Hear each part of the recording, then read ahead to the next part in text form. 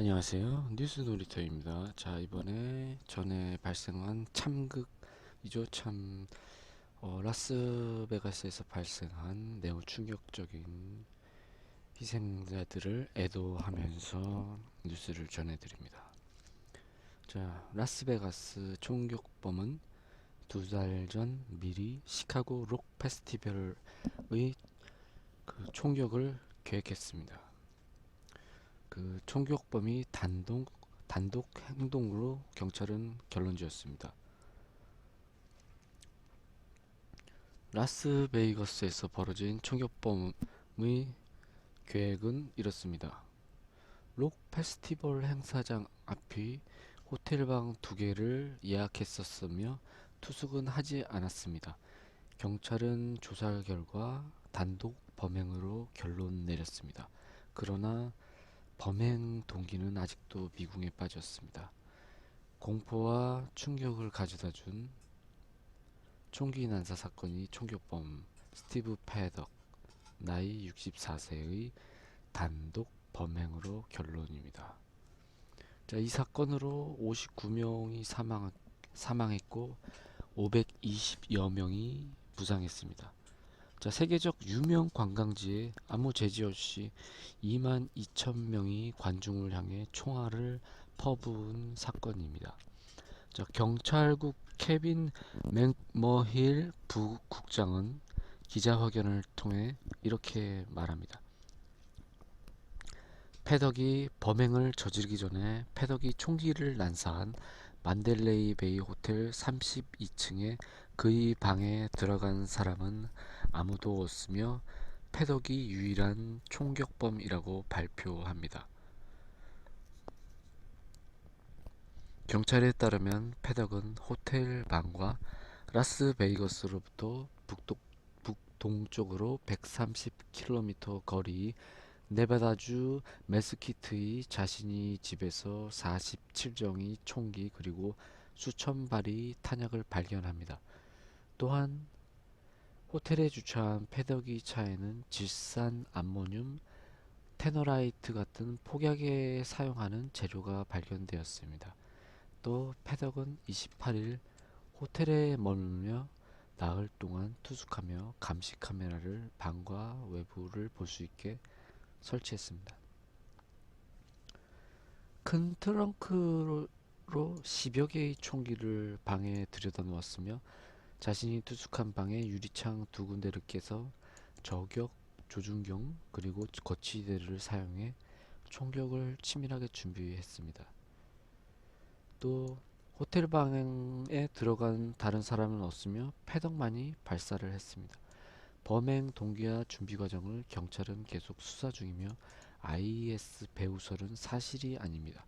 그가 죽음으로써 범행 동기는 미궁에 빠졌는데요.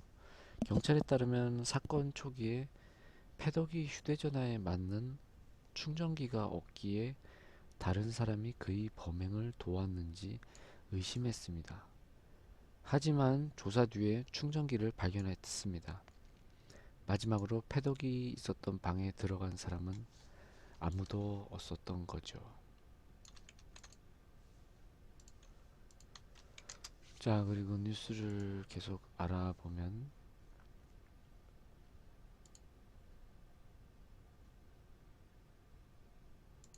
또 이런 사실도 있습니다. 또 수사요원이 몇 명이 매춘부를 조사했는데 네바다주에서는 매춘이 합법이지만 패덕이 범행 직전 묵었던 만델라이 베이 호텔 같은 스트립 지역에서는 매춘이 불법입니다. 자, 수사 관계자에 따르면 도박과 부동산 투자로 부를 축적한 패덕이 최근 몇 년 동안 10차례의 크루즈 여행을 다녀왔으며 대부분은 그의 동거녀 마리루 델리와 같이 다녀왔다고 추측합니다.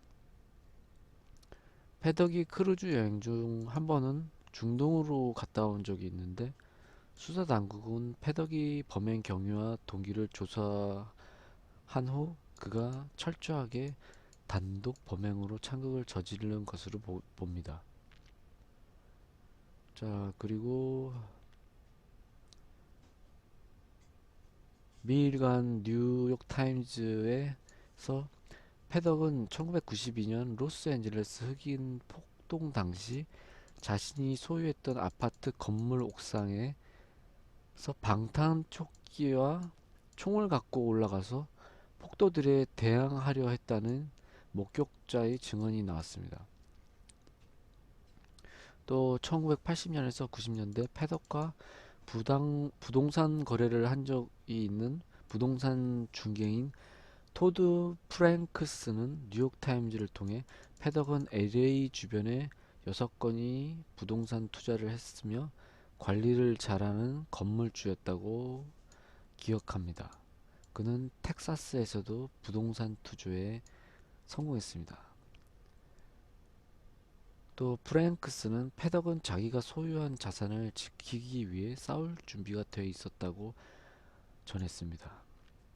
패덕은 1987년 LA 서던 캘리포니아 대학 부근이 건물을 사서 큰 성공을 거뒀다고 그의 형제 에릭 패덕도 증언을 합니다.